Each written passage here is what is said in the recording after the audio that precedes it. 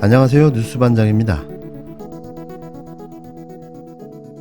이런 기사가 계속 났습니다. 오늘 아침 보셨죠? 선관위가 우리 원희룡 장관에게 우회적 경고를 했다. 다시 말해서 전 부처에다가 정치 중립을 지키라는 공문을 보냈답니다. 그러면서 제목은 원희룡 장관의 우회적 경고.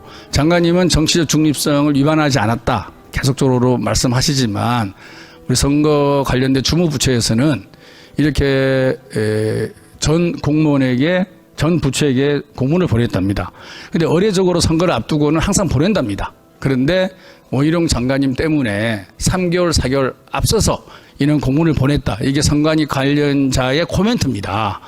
저는 장관님께서 계속 부인하실 게 아니라 그동안의 발언들에 대해서 그다음에 유튜브 관련된 부분에 대해서 세심하게 좀 살펴보시고 과연 공무원들이 국민을 위해서 어떤 자세로 일을 해야 되는지, 그리고 정치하고 싶으면 정치하시면 됩니다. 장관직을 내려놓으시고 구분하셔야죠. 정치와 행정은 명백하게 그런 자세를 보여주기를 바라겠습니다. 답변은 필요 없습니다. 네. 중앙선관위가 모든 정부 부처에 선거 중립 의무를 강조하는 공문을 보냈습니다. 매번 선거를 몇 개월 앞두고 이런 공문은 의례적으로 계속해 발송해 왔는데요. 하지만 이번 공문 발송은 이례적으로 총선을 7개월이나 남겨놓은 상황에서의 발송이었습니다. 현재 벌어지고 있는 윤석열 정부 각 부처의 선거 개입 수준이 선을 넘고 있는 것으로 보여지는데요. 특히 최근 원희룡 국토부 장관의 발언이 여당에 대한 총선 지원 논란을 일으킨 데 대한 우회적인 경고로 보입니다.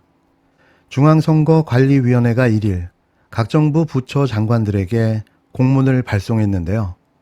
공무원의 정치적 중립에 대한 사회적 관심과 요구가 커지고 있다며 공직선거법상 공무원이 하면 안 되는 행위를 설명하는 내용이었습니다. 구체적인 사례까지 적시해가며 위반 행위를 나열했는데요. 선관위가 윤석열 정부의 공직자들이 그 선을 넘고 있다고 판단한 겁니다. 통상 연말에야 보냈던 공문인데요. 이번엔 석 달이나 앞당겨진 거죠. 이 모든 게 원희룡 국토교통부 장관의 발언 때문입니다. 설마 이걸로 퉁치려는 건 아닌지 하는 우려마저 드는데요. 이미 정치중립 의무 위반으로 원 장관은 검찰에 고발된 상태인데 이런 식으로 또 물타기를 시도하려는 의도로 보여집니다. 그때부터 한 달 동안 잠을 제대로 못 자고 잠이 들기만 하면 꿈을 꿉니다. 근데 꿈속에 대통령이 딴 사람이에요. 지금 뭐 자꾸 재판장에 가는 그 사람 있잖아요. 아침에 깰 때마다 윤석열 대통령이 당선됐다라는 거에 대해서 너무나 감사하고 기적을 우리가 만들어냈고 경험했구나. 이제 몇 달 앞으로 다가와 있는 국가적인 또 한 번의 재편, 이때 모두가 힘을 합해서 정권교체의 한 단계 전진, 한 단계 정권교체의 강화, 이것을 이뤄내야 된다고 생각합니다. 여러분 그렇죠? 현직 장관이다 보니까 더 이상의 표현은 살짝 자제하고 있다는 것을 감안해서 들어주시기 바라겠습니다. 지금 들으신 내용은 원희룡 장관이 지난달 24일 보수우파 시민단체인 새로운 미래를 준비하는 모임 조찬 정기 세미나에서 한 발언인데요. 이게 정치중립 의무 위반이 아니면 뭘까요? 보수성향 세미나에 참석한 원 장관은 총선을 암시하는 말들을 쏟아내며 정권교체 강화를 언급했는데요.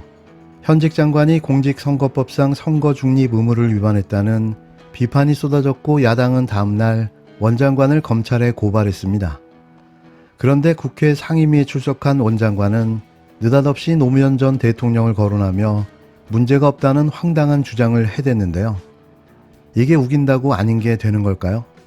노무현 전 대통령 사건 당시에도 헌재는 탄핵에 이를 정도는 아니지만 노 전 대통령이 선거법을 위반한 건 맞다고 판단한 바 있습니다. 선관위 관계자는 정치인 장관들에게 경각심을 줄 필요가 있다며 원 장관의 발언이 공문을 서두른 계기였다는 건 부인할 수 없다고 밝혔습니다. 곳곳에서 벌어지는 윤석열 정부의 사전 선거운동 행위가 그 도를 넘어서고 있는데요. 이래서 선관위 사무총장도 자신의 친구로, 방통위원장도 이동관으로, 대법원장도 친한 친구의 친구로 교체하고 있는 게 아닐까 하는 합리적인 의심을 해봅니다. 이번 선거 결과는 윤석열 대통령의 임기가 끝나고도 이어질 텐데요. 그가 원하고 노리는 건 뭘까요? 검찰 독재 공화국의 지속이 아닐까요? 저희도 사활을 걸어야 합니다. 도쿄전력에 따르면 도쿄전력에 따르면 후쿠시마 핵오염수 방출 이후에 윤석열 정부는 이 말만 반복하고 있습니다. 도쿄전력의 말은 과학이니까 모두 믿자고 이야기합니다. 아직 과학적으로 검증이 끝나지 않았다.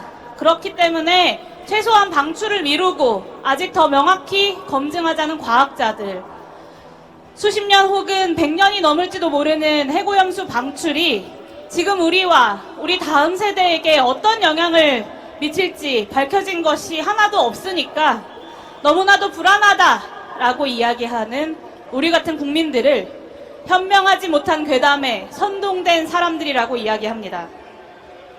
심지어는 대통령이 그런 국민들과 싸우겠다는 선언까지 했습니다.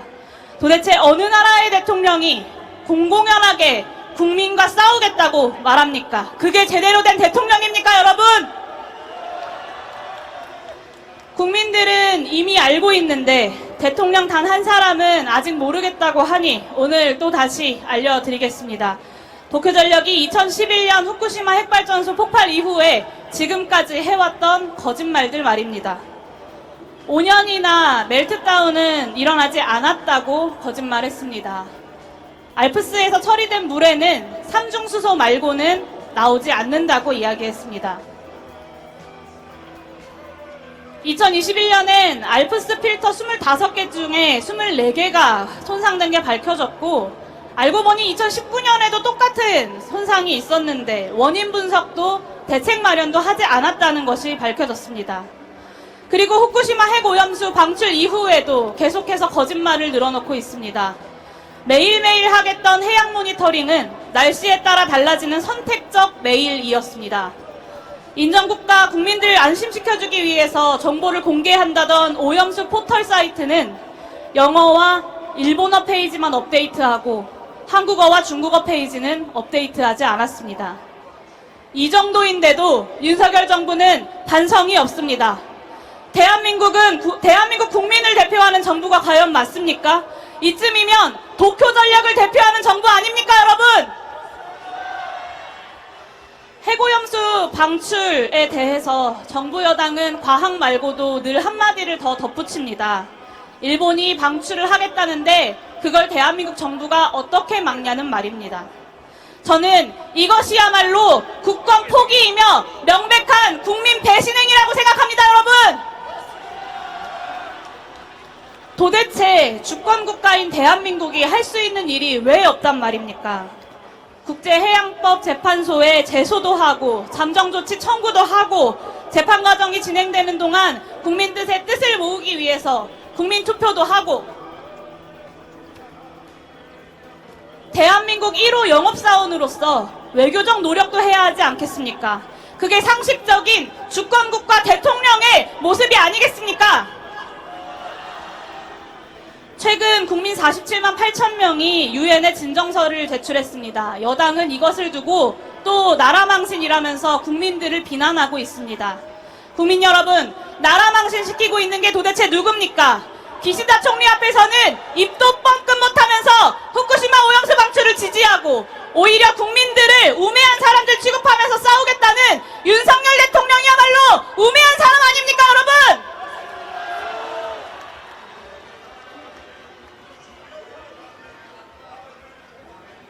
국민을 위험에 빠뜨리는 정권, 국민을 조롱하는 정권, 그리고 심지어는 국민과 싸우겠다는 정권, 우리 국민은 필요하지 않습니다. 맞습니까? 오늘도 많은 분들이 이곳을 가득 메워주셨습니다. 우리 포기하지 말고 지치지 말고 우리가 할 수 있는 모든 수단과 방법을 다 동원해서 하루빨리 오염수 방출을 중단시킵시다. 부정의한 정권에 맞서서 저 용해인과 기본소득당은 이번에도 국민들 곁에서 여러분들과 함께 끝까지 싸우겠습니다. 고맙습니다.